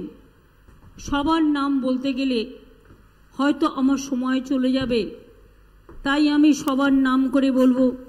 এখানে খোকন মিয়াও আছে, আমিনা আহমেদও আছে, চন্দনা ভৌমিকও আছে, রাকেশ চৌধুরীও আছে, সঙ্গীতাও আছে, মাধবীও আছে, সকলেই আছে। হয়তো একটা দুটো নাম আমি না বলতে পারার জন্য আমি সবাইকে বলছি, এখানে আগত সকলকেই আমি অ্যাড্রেস করছি, সবাই ভালো থাকুন, সুস্থ থাকুন, সুন্দর থাকুন। আপনারা জানেন আমার রাজনৈতিক জীবনে আমি অনেক প্রোগ্রাম কোচবিহারের মাটিতে করেছি। আপনাদের মনে আছে নার্স বর্ণালী দত্তের কথা, কোচবিহারের ঘটনা? রবিরা তখন আমায় নিয়ে এসেছিল। হিপিকে আমি ধন্যবাদ দেবো, ভালো কাজ করছে, পার্থরাও ভালো কাজ করছে, সবাইকে। আপনাদের আমি বলি যে সেদিন কিন্তু কেউই ছিল না। সিপিএম ক্ষমতায় থাকলেও অত্যাচার হতো, আসতো না। আমি কখনো মাথা ভাঙা, কখনো নাটাবাড়ি, কখনো শীতলকুচি, কখনো তুফানগঞ্জ, কখনো মেকলিগঞ্জ, চ্যাংড়াবান্ধা মালবাজার প্রথম দেখতে গিয়েছিল কে? আমি। 1966 সাল থেকে ট্রেন লাইনটা বন্ধ ছিল, চালু করেছিলাম কে? আমি করেছিলাম। তার কারণ চ্যাংড়াবান্ধা মালবাজার ওই এলাকার মানুষের জন্য ইম্পর্টেন্ট।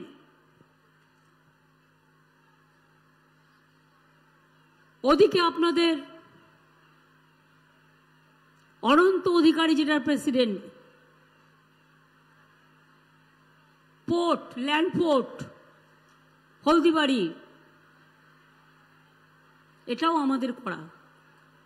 কুচবিহার টাউন হেরিটেজ কারা করেছে? আমরা করেছি, এখনো কাজ চলছে। আগামী দিন সারা পৃথিবীর ইতিহাসে কুচবিহারের নাম জল জল জল জল করে জ্বলবে। আর বিজেপিরা হিংসা করবে আর লুচির মতো ফুলবে আর জ্বলবে আর জ্বলবে। কুচবিহারের মানুষ এগিয়ে যাবে। মাননীয় প্রধানমন্ত্রী সমীপে এসুন। আমি বলবো মহাশয়, আপনি এলেন, রাজমাঠে বক্তৃতা করলেন, আমি ভাবলাম তার আগের দিন দুর্যোগ হয়ে গেছে, একবার জলপাইগুড়ির মানুষগুলোর কথা বলবেন, একবার আলিপুরদুয়ারের মানুষগুলোর কথা বলবে, একবার কুচবিহারে ঝড়ে বিধ্বস্ত মানুষগুলোর কথা বলবেন না। আপনি বললেন না, আপনি দুটো কথা বলে গেলেন। কি বললেন? তৃণমূল নাকি দুর্নীতিবাজ পার্টি। আমি আপনাকে বলি, আপনার party charity begins at home. আয়নায় নিজের মুখটা দেখুন আগে। আপনার পার্টি সবচেয়ে বড় ডাকাতের দল, মাফিয়ার দল, গুন্ডাদের দল। অলিগড়ি মে চোর হ্যায়, বিজেপি চোর হ্যায়। 300টা টিম পাঠিয়েছিলেন, কোনো কিছু ধরতে পারলেন? পারেননি। তাহলে বলুন, 3 বছর ধরে 100 দিনের কাজ বন্ধ করলেন কেন? যে গরিব মানুষগুলো রৌদ্রে গরমে ঝড়ে ভিজে কাজ করে, কেন তাদের টাকা দেননি 3 বছর ধরে? 100 দিনের কাজ বন্ধ করেছেন। এত বড় অধিকার আপনাকে কে দিল? এটা আম্বেদকর অধিকারটা সংবিধানের অধিকার, মনে রাখবেন। এটা গ্যারান্টি প্রোগ্রাম ছিল, জনগণের গ্যারান্টি, সংবিধানের গ্যারান্টি। আপনি সংবিধানকে ছুঁড়ে ফেলে দিয়েছেন।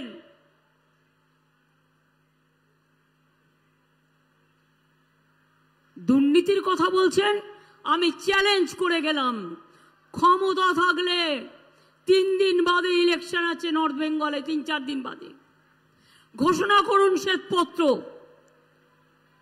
তাতে বাংলায় কোথায় কটা দুর্নীতি হয়েছে সব রিপ্লাই দেওয়ার পর আপনার কমিশনের রিপোর্ট যারা এসছিল, এজি রিপোর্ট আপনি ঘোষণা করুন।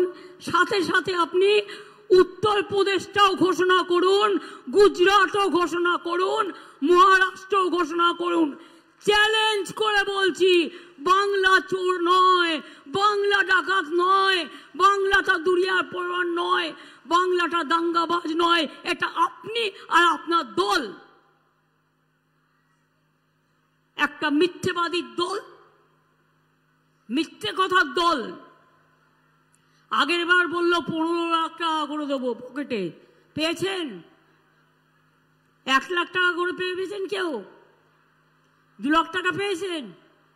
দিয়েছে মোদি? 3 লাখ পেয়েছেন? 4 লাখ পেয়েছেন? 5 লাখ পেয়েছেন? 6 লাখ পেয়েছেন? আচ্ছা ছেড়ে দিন, 50,000 পেয়েছেন? যদি পেয়ে থাকেন বলুন হ্যাঁ পেয়েছি, ওপেন মার্কেট। আর যদি না পেয়ে থাকেন বলুন পাইনি, জোরে বলুন। এই মিথ্যে কথার উত্তর দেবে কে? আপনারা দেখেছেন কালকে ম্যানিফেস্টোয় কি বলেছে? আমি যেটা আগে বলি পরে সেটা অনেকে বোঝে। যখন আমি আগে বলি অনেকে আমাকে ভুল বোঝে, ভাবে আমি ঠিক বললাম কিনা। বলেছিলাম মাছের মাথাটা হচ্ছে ক্যাপ, আর লেজাটা হচ্ছে এনআরসি, আর মধ্যেখানে পেটিটা হচ্ছে ইউনিফর্ম সিভিল কোড। কালকে ম্যানিফেস্টো রেখেছে কি রাখেনি? মনে রাখবেন, দেশ তো বেঁচে দিচ্ছে। আগামী দিন তপশিলি বন্ধুরা জেনে রাখুন, আপনার আইডেন্টিটি থাকবে কিনা এই আইন পাশ হলে, বিজেপি যদি ক্ষমতায় আসে, থাকবে না। আদিবাসীদের অধিকার থাকবে না, সংখ্যালঘুদের অস্তিত্ব থাকবে না, হিন্দুদেরও থাকবে না, রাজবংশীদেরও থাকবে না, কামতাপুরীরও থাকবে না, নসাকশেরদেরও থাকবে না, মা বোনেদেরও থাকবে না। আপনি কি খাবেন? লিখে দেবে সকালবেলায়, চা খাও, চায়ের সাথে গোমূত্র খাও। আপনি কি খাবেন? লিখে দেবে দুপুর বেলায় কি খাবে, গোবরের সাথে কিছু মিশিয়ে খাও। সন্ধেবেলায় আপনি কি খাবেন সেটাও ওরা ঠিক করে দেবে, রাত্রিবেলায় আপনি ক ঘন্টা ঘুমোবেন সেটাও ওরা ঠিক করে দেবে। আচ্ছা বলুন তো মা বোনেরা আমার, নবরাত্রি যারা করে আমি তো তাদের শুভকামনা জানাই। আমাদের এখানে বাসন্তী পুজোও হয়, দুর্গা পুজো হয়। বাসন্তী পুজো ছোট করে হয়, দুর্গা পুজো বড় করে হয়। বাসন্তী পুজো হয়, অন্নপূর্ণা পুজো হয়, নীল ষষ্ঠী হয়, চৈত্র সংক্রান্তি হয়, ভাদু উৎসব হয়, বিহু উৎসব হয়। আমি সবাইকেই অভিনন্দন জানাই। ঈদ হয়ে গেল, বড়দিন হয়ে গেল, আগামী দিন আরো অনেক উৎসব আসবে, ভাওয়াই উৎসব হয়, আপনাদের কুচ উৎসব হয়, কত কিছু হয়। যার যার নিজের মতো করে আপনারা করেন। কেউ কখনো বলবে এটা করো না, ওটা করো না, এটা করবে না, ওটা করবে না, হয় কখনো? আজকে মনে রাখবেন, এই সরকার যদি থাকে, বলে দিয়েছে ওয়ান নেশন ওয়ান ইলেকশন, মানে দেশে আর নির্বাচন হবে না, ফেডারেল স্ট্রাকচার থাকবে না, রাজ্যগুলো থাকবে না, দেশে নির্বাচন হবে না। এটা স্বৈরাচারী একনায়কতন্ত্রে সন্ত্রাস যুক্ত স্বৈর সন্ত্রাস সরকার তৈরি হবে। One leader one nation, one leader one ভাষণ, ওয়ান লিডার ওয়ান খানা, ওয়ান লিডার ওয়ান, আর কি বলবো, ভাবনা। উনি যা বলবেন তাই হবে। আমি পরিষ্কার বলছি, মনে রাখবেন, এই নির্বাচন জিয়াইসি নির্বাচন নয়। সারা ভারতবর্ষ আজ বুঝতে পেরেছে, আপনারাও বুঝুন। দেশকে যদি স্বাধীন রাখতে হয়, देश के यदि स्वाधीन रखते हैं, अगर देश को आजादी का रक्षा करना है तो बीजेपी हटाओ, देश बचाओ। মনে রাখবেন, নালে দেশের স্বাধীনতা থাকবে না, দেশের স্বাধীনতা থাকবে না। আজকে ইতিহাস ঘুরিয়ে দিয়েছে, ভূগোল গুলিয়ে দিয়েছে, বিজ্ঞান গুলিয়ে দিয়েছে। পুলিশকে কোথাও কোথাও উর্দু পড়াচ্ছে, গেরুয়া ড্রেস, আর্মি কোয়ার্টার গুলো গেরুয়া ড্রেস পরিয়ে দিয়েছে, রেল স্টেশন গুলো গেরুয়া করে দিয়েছে। তাহলে সাধুরা যাবে কোথায়? এটা সাধুদের অসম্মান নয়? কেন করবে? এই সব চলছে, মাথায় রাখবেন। খুব সাংঘাতিক সিচুয়েশন দেশের। যেই নির্বাচন আসবে, আবার একটা যুদ্ধ খেলা কিছু একটা করবে, করে আপনার মনটাকে অন্য জায়গায় ঘুরিয়ে দেবে। আর একটা কথা বলি, দাঙ্গাও করতে পারে, দাঙ্গা করার জন্য রেডি হয়ে আছে। প্লিজ দয়া করে কেউ দাঙ্গায় যাবেন না। আপনাকে যদি গালিও দেয়, আমি কি বলতে চাইছি আপনারা বুঝতে পারছেন? কারণ আপনাদের এখানকার যিনি প্রার্থী, তিনি বোয়া কলমে একজন বড় গুন্ডা সর্দার। সুতরাং মানে আমাদের সর্দারজি না, গুন্ডাদের মাফিয়াদার। সর্দার কথাটা আমি উইথড্র করলাম, গুন্ডার মাফিয়াদার। তিনি কিন্তু আবার আগুন লাগাবেন, তিনি কিন্তু আবার ওই গুলি চালিয়ে দেবে আগের বার শীতলকুচির মতো। তিনি কিন্তু আবার আপনাদের বিপদে ফেলবে। আমি সংখ্যালঘু ভাই বোনদের বলবো, যদি দেখেন স্লোগান দিচ্ছে 17 তারিখ, ওটা ওদের দাঙ্গা করার দিন, আমি মনে করি ওটা মানুষের সম্মানের দিন হোক, ঐক্যের দিন হোক। গালাগালি দিলেও মাথা ঠান্ডা করে আল্লাহর নামে প্রে করবেন, ওদের বিদায় চাইবেন, কিন্তু কেউ কোনো প্ররোচনায় পা দেবেন না। আমাদের শান্তি রক্ষা করতে হবে। ওরা চায় দাঙ্গা করে এনআইএ ঢুকিয়ে দিয়ে ভোটটা যাতে না হয়, আর ভোটটা যাতে ওরা ছাপ্পা মেরে দেয়। আজকে জিজ্ঞেস করুন না, আমাদের সকলের সন্দেহ ভিভিপ্যাটের আর ইভিএম মেশিনের চিকটা কে তৈরি করেছে। সবাই জানতে চাইছে, কেন কোনো উত্তর নেই ইলেকশন কমিশনের।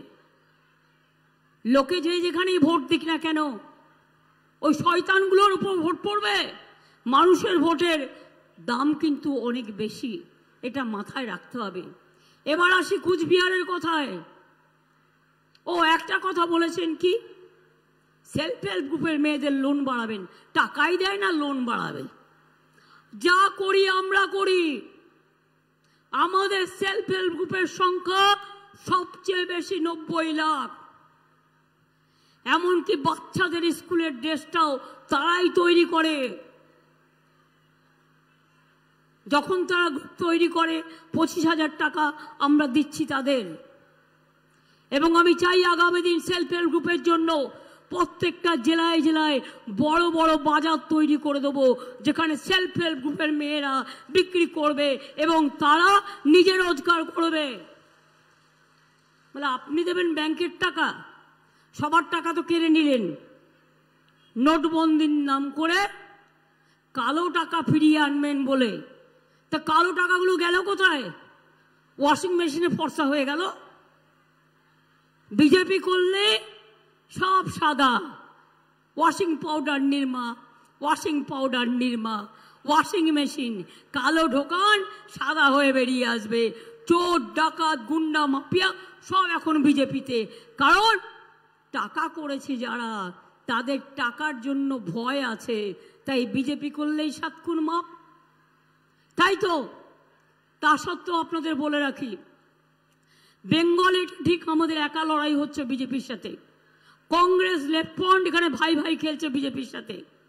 কেরালায় কংগ্রেসের সাথে সিপিএম এর কুস্তি, আর এখানে মস্তি। ইডিওলজি দুটো হতে পারে না, এক এক জায়গায় এক এক রকম। আমি বলেছিলাম অ্যাডজাস্ট করো, ওরা শোনেনি আমাদের কথা। তাই মনে রাখবেন, অল ইন্ডিয়ার পলিটিক্স আমরা ঠিক করব। বাংলায় তৃণমূল যত জিতবে তত বিজেপিকে আমরা দেশ থেকে তাড়াবো। এক একটা সিট আপনাদের মনে রাখতে হবে। এই যে মোদিজি বলেছেন না, चुनके चुनके सबको हम देख लेंगे और जेल में भरेंगे। हम बोलते हैं आप चुन चुन के कैसे देख लेंगे? आप तो नहीं आएंगे, आप तो नहीं आएंगे, आप तो नहीं आएंगे। एक कुर्बानी है जनता का, अल्लाह का दुआ है, आदम दंडो पद का है, ये राजवंशी माँ बन का आशीर्वाद है, शुभकामना है। क्या किया आप राजवंशी के लिए? मैंने तो 200 स्कूल राजवंशी के लिए कर दिया। मैंने 55 वर्मा का यूनिवर्सिटी बना दिया, और भी बड़ा कैंपस बन रहा है। चिला राय का मूर्ति भी मैंने बना दिया। मैंने राजवंशी भाषा, कामतापुरी भाषा का स्वीकृति दिया है। राजवंशी कल्चरल बोर्ड बना दिया है। हम कामतापुरी बोर्ड भी बनाया है। नौशक शेड बोर्ड भी हम बनाया। जोई सेतु भी हम बनाया कुछ बिहार में। आपका भवाइया सेतु वो भी मैंने बनाया। कुछ बिहार हेरिटेज टाउन वो भी हमने किया। 100 दिन का काम पे रुपया नहीं दिया तो वो रुपया 59 लोगों को हमने दिया। और आने वाला दिन हमारा 100 दिन का काम का वो काम हमारा दिल्ली का भिक्खा नहीं चाहिए। हम हमारा बंगाल गवर्नमेंट से कर्मश्री प्रोजेक्ट चालू कर दिया, जिसमें हम 50 दिन का काम तो देंगे जॉब कार्ड होल्डर को, अगर जरूरत पड़े तो 60 दिन का भी देंगे। आपको चिंता करने का कोई जरूरत नहीं है।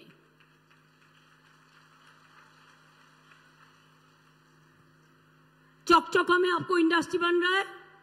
हम एक इकोनॉमिक कॉरिडोर बन रहा है, बनाया, बनने का प्लान कर रहा है।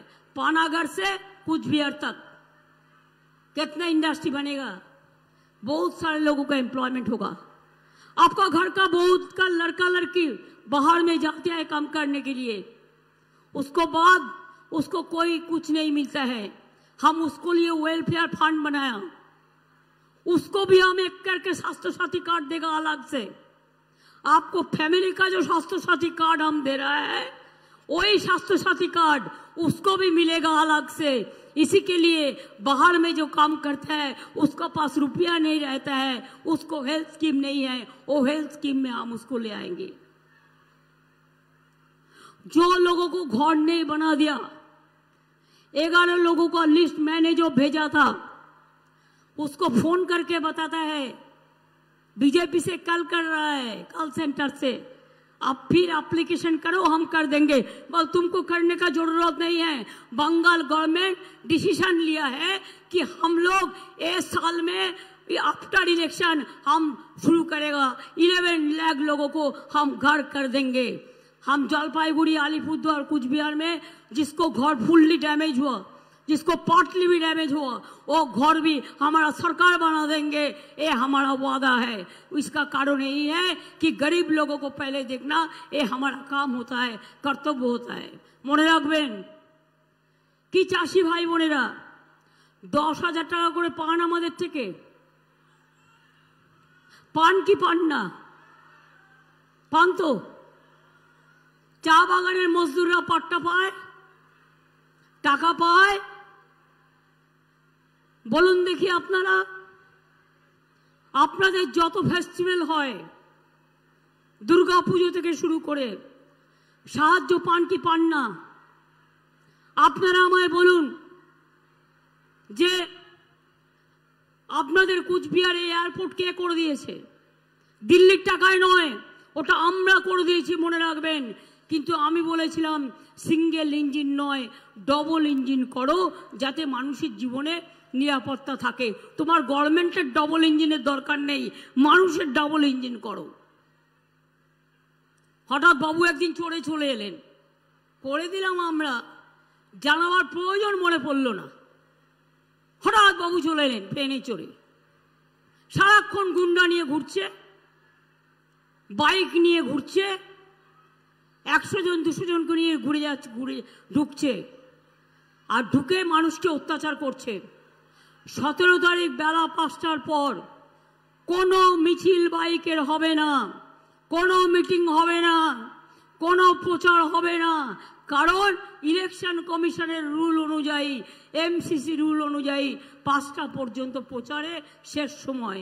এটা মাথায় রাখবেন, এটা আমরাও মেনটেন করি। এবং তাই বলছি, যা ইচ্ছে করো, জেনে রেখো আমাদের সব টাকা কেটে নিয়ে যাচ্ছ তোমরা। বলছে আয়ুষ্মান ভারত করেনি, কেন করবে? আপনারা কি জানেন আয়ুষ্মান ভারত যদি আপনি পেতেন, একটা স্কুটার যার বাড়িতে তাকে দেবে না, একটা চাকরি করে যে তার বাড়িতে তাকে দেবে না। এইভাবে আয়ুষ্মান ভারত করলে কত লোক পেত? আমাদের 11 কোটি লোকের মধ্যে 1 কোটি পেত, 10 কোটি রাস্তায় ঘুরে বেড়াতো। আমরা করেছি স্বাস্থ্য সাথী, সব টাকাটাই আমরা দিই, আমরা 10 কোটি পরিবারকে দিই। তার কারণ আমরা এটা দেখি না ওর সাইকেল আছে কি, ওর মোটর আছে কি, ওর পাকা বাড়ি কি, ওর কাঁচা বাড়ি। মানুষ মানুষ। সবুজ সাথী সাইকেল আপনার ছেলেমেয়েরা পায়? পায় কি পায় না? স্মার্টফোন পায় কি পায় না? এই বছর থেকে মনে রাখবেন, আগামী বছর থেকে ক্লাস 11-এ দেবো ওটা আমরা। কারণ 12-এ দিলে 11টা ওদের প্রবলেম হয়, সেই জন্য। লক্ষ্মীর ভান্ডার পাচ্ছেন?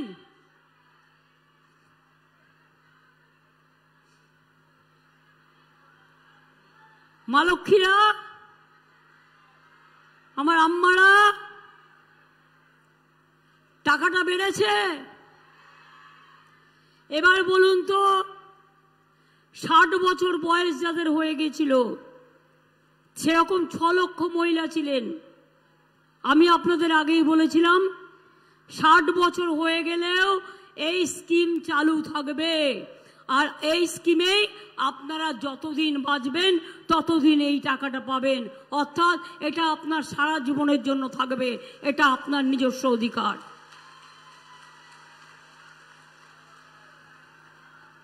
ছাত্রছাত্রীদের জন্য 10,000 টাকার স্মার্ট কার্ড। সংখ্যালঘুরা জেনে রাখুন, 3 কোটি ছাত্রছাত্রীকে আমি স্কলারশিপ দিয়েছি, ঐক্যশ্রী। ওবিসি বন্ধ করে দিয়েছে প্রোগ্রাম, আমি মেধাশ্রী করে দিয়েছি। তপশিলি ছাত্র বন্ধুদের, যুব বন্ধুদের আমরা যোগ্যশ্রী প্রোগ্রাম করে দিয়েছি। আপনার ছেলে মেয়ে ট্রেনিং নিয়ে ডাক্তার হবে, ইঞ্জিনিয়ার হবে, প্রফেসর হবে, আইএস হবে, আইপিএস হবে।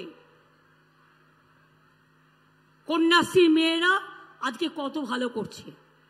একদিকে কন্যাশ্রী, অন্যদিকে শিক্ষাশ্রী, অন্যদিকে ঐক্যশ্রী, অন্যদিকে মেধাশ্রী, একদিকে মেধাশ্রী, অন্যদিকে যোগ্যশ্রী, একদিকে যোগ্যশ্রী, অন্যদিকে সবুজ সাথী, একদিকে সবুজ সাথী, অন্যদিকে লক্ষ্মীর ভাণ্ডার, একদিকে লক্ষ্মীর ভাণ্ডার, অন্যদিকে রূপশ্রী। কোনটা নেই বলুন তো? এর মধ্যেও তো সরকারি কর্মীরা আরো 4% দিয়ে পাবে মে মাসে, আমরা বলেছি। অঙ্গনওয়াড়িদের 1000 টাকা করে আমরা বাড়িয়েছি। আগে জেনে রাখবেন, কেন্দ্র 90% টাকা দিত, এখন দেয় না, আমাদের ম্যাক্সিমাম টাকাটা দিতে হয়। কিন্তু আপনারা অনেক কাজ করেন, আশার কর্মীরা অনেক কাজ করে। আশার কর্মীদেরও 1000 টাকা বাড়িয়েছি, অঙ্গনওয়াড়িদেরও বাড়িয়েছি, হেল্পারদেরও 500 টাকা করে বাড়ানো হয়েছে, ভিআরপিও বাড়ানো হয়েছে, সিভিকও বাড়ানো হয়েছে, সাম্মানিক গ্রিন পুলিশও বাড়ানো হয়েছে। আরো এরকম যারা আছেন, সবটা আমার মনে পড়ছে না, অনেককেই করে দেওয়া হয়েছে। পঞ্চায়েতের কর্মীরা আগে স্বাস্থ্যসাথী প্রকল্পের স্কোপ পেত না, সবটাই করে দেওয়া হয়েছে। বাকি কিছু নেই। বাকি যদি ছোটখাটো কিছু থাকে আমায় বলবেন, আমি পরে দেখে নেব। এখন তো ইলেকশন চলছে। আর রাজবংশী ভাই বোনেরা, কি এতদিনে দিদিকে বিশ্বাস হয়েছে তো? নারায়ণী ব্যাটালিয়ন বলেছে, সেটাও দিদি করে দিয়েছে তো? করেছে কি করিনি? জলপাইগুড়ি ঝগিগোপার ট্রেন কে করে দিয়েছিল লাইন? আমি করে দিয়েছিলাম। কেউ কুচবিহারের দিকে তাকাতো না। গৌহাটি কামাখ্যা লাইন, এই নিউ জলপাইগুড়ি কামাখ্যা লাইন কে করে দিয়েছিল? আমি করে দিয়েছিলাম। জলপাইগুড়ি থেকে অমৃতসর, জলপাইগুড়ি থেকে আজমির যাওয়ার সমস্ত ফ্যাসিলিটিস কে করে দিয়েছিল? কাঞ্চনকন্যা কে করেছিল? উত্তরকন্যা কে করেছিল? উত্তরবঙ্গ এক্সপ্রেস কে করেছিল? শতাব্দী একদিনে দুটোই বেরিয়ে 10টায় পৌঁছে যায় দার্জিলিং এ, আমি করে দিয়েছিলাম 10 বছর আগে। বিকানির এক্সপ্রেস রাজস্থানে যাবে, তাও করে দিয়েছিলাম। Cooch Behar new rail station, Changrabandha Malbazar rail line, Eklakhi Balurghat rail line, Jalpaiguri Maynaguri Jogigopal rail line, একটার পর একটা ট্রেন পদাতিক থেকে শুরু করে। আগে একটাই ট্রেন ছিল, মনে রাখবেন। দেওঘরও করে দিয়েছি, সব ট্রেন করে দিয়েছি। আর বাবুরা ট্রেন ডিপার্টমেন্ট তুলে দিয়ে একটা পুরনো ট্রেনকে নতুন করে রং করে দেখাচ্ছে আমরা একটা ট্রেন করেছি। এই 10 বছরে কি দিয়েছো বাংলাকে? আমি তো বাংলায় দুবার রেলমন্ত্রী থাকাকালীন লক্ষ লক্ষ কোটি টাকার প্রজেক্ট দিয়েছি, লক্ষ লক্ষ কোটি টাকার প্রজেক্ট দিয়েছি, ঢেলে সাজিয়ে দিয়ে গিয়েছিলাম। আর আজকে তোমরা বাংলা থেকে সব কেড়ে নিয়ে চলে যাচ্ছ আর বদনাম করছো। এটা হবে না। আমি রাজবংশী ভাই বোনদের কাছে অনুরোধ করব, আমার ওপার বাংলা থেকে আসা যারা এপার বাংলায় সেটেল হয়ে গেছেন, আমি সবাইকে বলবো, আপনারা সবাই নাগরিক। রাজবংশী আপনারা নাগরিক, আমি নাগরিক হলে আপনারা আমার ঘরের ভাই বোন, আপনারাও নাগরিক। বাংলা ভাষীরাও নাগরিক, হিন্দি ভাষীরাও নাগরিক, কামতাপুরীরাও নাগরিক, মতুয়ারাও নাগরিক, বিভিন্ন জনগোষ্ঠী পাহাড়ি তারাও নাগরিক। তার কারণ আমাদের ভোটে প্রধানমন্ত্রী হয়, আপনাদের ভোটে প্রধানমন্ত্রী যেতে, আপনাদের ভোটে মুখ্যমন্ত্রী যেতে, আপনাদের ভোটে কর্পোরেশন হয়, আপনাদের ভোটে জেলা পরিষদ হয়, আপনাদের ভোটে মিউনিসিপ্যালিটি হয়। স্বরাষ্ট্রমন্ত্রী বলে গেল বেলুরঘাটে, ওটা বেলুরঘাট নয়, বালুরঘাট। যাই হোক, ছেড়ে দিন, অত ছোটখাটো জিনিস আমরা মাইন্ড করি না। বাংলা জানি না তো শিখতে হবে। কি বলে গেলেন?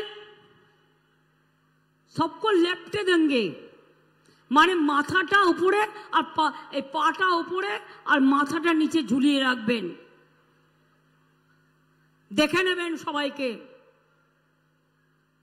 আমি ওনাকে এটাই বলি, একটা স্বরাষ্ট্রমন্ত্রীর মুখে কথা মানায় না, যেমন প্রধানমন্ত্রীর মুখে মানায় না যে চুন চুন মে জেলকে ভরেঙ্গে।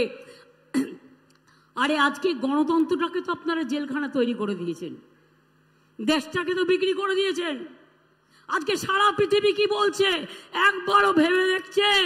ভারতবর্ষের গণতন্ত্রকে নিয়ে যে স্বৈরাচারী খেলা আপনারা করছেন, সবার দুয়ারে ইডি পাঠিয়ে দিচ্ছেন, সিবিআই পাঠিয়ে দিচ্ছেন, ইনকাম ট্যাক্স পাঠিয়ে দিচ্ছেন, এনআইএ পাঠিয়ে দিচ্ছেন।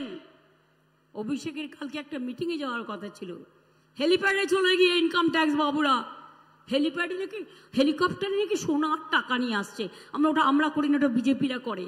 তার কারণ ওরা বিএসএফ এর এতে আসে, ওরা সিআইএসএফ এর এতে আনে, এরা প্লেনে আনে। কোনোদিন কোনো পুলিশের সাহস হয়েছে তাদের গিয়ে চ্যালেঞ্জ করার? আর আমরা এসব নিয়ে ঘুরি না, আমাদের ঘরবার প্রয়োজন মনে পড়ে না। আমরা একটা সিস্টেমে চলি, যখন কিছু থাকবে না মায়ের কাছে আঁচল পাতবো, মা গো একটা টাকা দাও, একটা নোট একটা ভোট। কখনো ভাইকে বলবো ভাই একটা টাকা দাও, বোনেরা একটা টাকা দাও। ইয়াং জেনারেশন এগিয়ে এসো, দেশকে বাঁচাও, দেশকে বাঁচাও, দেশকে বাঁচাও। মোদি খা লেগা, মোদি খা লেগা, মোদি খা লেগা। জীবন যদি ভালো রাখতে হয়, সুস্থ পথে চলতে হয়। আর একটা কথা আমি বলবো, আমি কখনো জিনিসের দাম বাড়াই না। এই কারণে জিনিসের দাম বাড়ায় সেন্ট্রাল গভর্নমেন্ট। সবচেয়ে বেশি জিনিসের দাম কে বাড়িয়েছে? Central government. একটা কথা তো বললেন না এসে। সবচেয়ে বেশি বেকারের সংখ্যা কোথায় ভারতবর্ষে? Educated employment, educated employment. আগের বার বলেছিলেন 2 কোটি লোককে চাকরি দেবো, এতদিনে কজনকে দিয়েছেন? ম্যানিফেস্টোয় টুফা নেই কেন? ইলেকশন আসলে 200 টাকা গ্যাসের দাম কমানো, আর ইলেকশন হয়ে গেলে 2000 টাকা বাড়িয়ে যাবে। শুনে রাখুন মানুষ, ওহে নন্দলাল, বিনা পয়সার চাল ফুটবে, 1000 টাকার গ্যাসে ফুটবে বিনা পয়সার চাল। বিনা পয়সায় রেশন পান কি পান না? এগুলো সব কিন্তু আমরা দিই, এটা মাথায় রাখবেন। মানুষের সব কাজ আমরা করি, মানুষকে আমরা ভালোবাসি।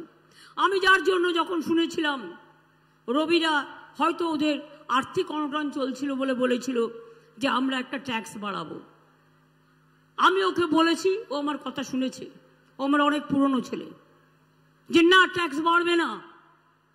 ওটা উইথড্র করে নিয়েছে এবং ইলেকশনের পরেও বাড়বে না। এটা আমি আপনাদের কাছে কথা দিয়ে যাচ্ছি, কারণ আমি এগুলো নজর রাখি, মাথায় রাখবেন। প্রয়োজন হলে অন্যভাবে সাহায্য করব ওকে, কিন্তু যাতে চালাতে অসুবিধে না হয়। কিন্তু মানুষের ঘাড়ের ওপর বোঝা চাপিয়ে কোনো কাজ আমি করব না। আমি চাই মানুষ ভালো থাকুক, শান্তিতে থাকুক। আর আমার সব শুভ কাজে আমি কিন্তু একবার কুচবিহার ঘুরে যাই, মদন মোহন মন্দিরেও বারবার এসছি, শিবযজ্ঞ মন্দিরেও এসছি, দরগাতেও এসছি, মহাকালেও এসছি, মন্দির মসজিদ গুরুদ্বারা গির্জা সবই আমার কাছে মা, আম্মা, মাদার। রাজবংশী ভাই বোনেদের আমি খুব ভালোবাসি, আপনাদের ভাষা আমি বুঝি। যদি আপনাদের জীবনে কখনো কোনো সমস্যা হয়, কারোর কাছে যাওয়ার দরকার নেই, আমার সাথে ডাইরেক্ট চ্যানেল করুন, আমি আপনাদের দেখে দেবো, আমি সাহায্য করে দেবো। কারো কাছে হাত পাততে হবে না, কারো কাছে মাথা নত করতে হবে না। মনে রাখবেন, কুচবিহার আমাদের মানে প্রেস্টিজিয়াস সিট, এই কারণে কুচবিহার থেকে শুরু হয় বাংলার নাম্বার 1। মনে রাখবেন, নাম্বার 1 অ্যাসেম্বলি শুরু হয় কুচবিহার থেকে। তাই কুচবিহার থেকে শুরু করুন, অল ইন্ডিয়া লেভেলে বিজেপিকে হারাবই আমরা হারাবই, আমরা হারাবই। এই শপথ মনে নিন, অঙ্গীকার রাখুন। জীবনে কখনো হারতে নেই, ভয় পেতে নেই। হাম লড়েঙ্গে, हम खेलेंगे, हम जिताएंगे, আমরা লড়ব, আমরা খেলব, আমরা গড়ব, আমরা জিতব। আর বিজেপির বিসর্জন, জনগণের গর্জন বিজেপির বিসর্জন, জনগণের গর্জন বিজেপির বিসর্জন, ছাত্র যুবর গর্জন বিজেপির বিসর্জন, রাজবংশীর গর্জন বিজেপির বিসর্জন, ভূমিজবদুলের গর্জন বিজেপির বিসর্জন, সংখ্যালঘুর গর্জন বিজেপির বিসর্জন, মা বোনদের গর্জন বিজেপির বিসর্জন, কুচবিহারের গর্জন বিজেপির বিসর্জন, চারিদিকে গর্জন বিজেপির বিসর্জন, দেশ বাঁচাতে গর্জন বিজেপির বিসর্জন, দেশ বাঁচাতে গর্জন বিজেপির বিসর্জন, বাংলা বাঁচাতে গর্জন বিজেপির বিসর্জন, সম্মান বাঁচাতে গর্জন বিজেপির বিসর্জন, এনআরসিকে করুন বর্জন বিজেপির বিসর্জন, সিএ কে করুন বর্জন বিজেপির বিসর্জন, ইউনিফর্ম সিভিল কোডকে করুন বিসর্জন বিজেপি বিসর্জন। কি বলতে পেরেছি ঠিক মতো? তাই চ্যালেঞ্জ করে গেলাম।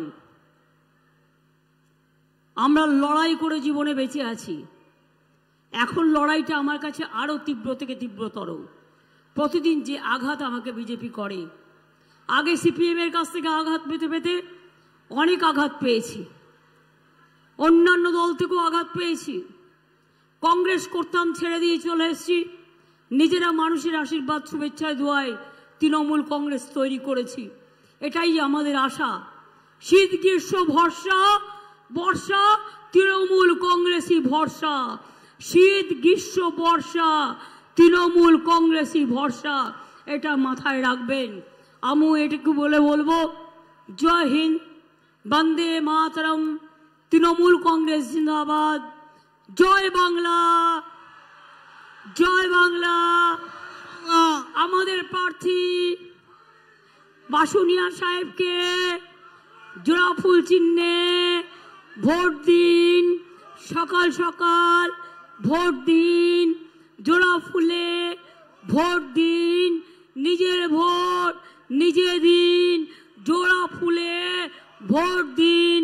ভাওতাবাজ ঝুমলাবাজ বিজেপিকে একটি ভোটও দেবেন না, 5 বছরে কিছু করে নাই, 5 বছরে যিনি কিছুই করেন নাই তাকে কইয়া দেন তুমি যাইয়া বিশ্রাম নাও, অনেক করছো, অনেক বোমা মারছো, অনেক গুলি চলছে, অনেক অত্যাচার করছো, আর না, আর না, বিজেপি আর না, বিজেপি আর না, বিজেপি আর না। এবার আপনাদের সংস্কৃতিকে সম্মান জানিয়ে আমরা 3 মিনিটের একটা প্রোগ্রাম করব। মা বোনেরা ভাইয়েরা আমার তালে তালে তাল দেবেন।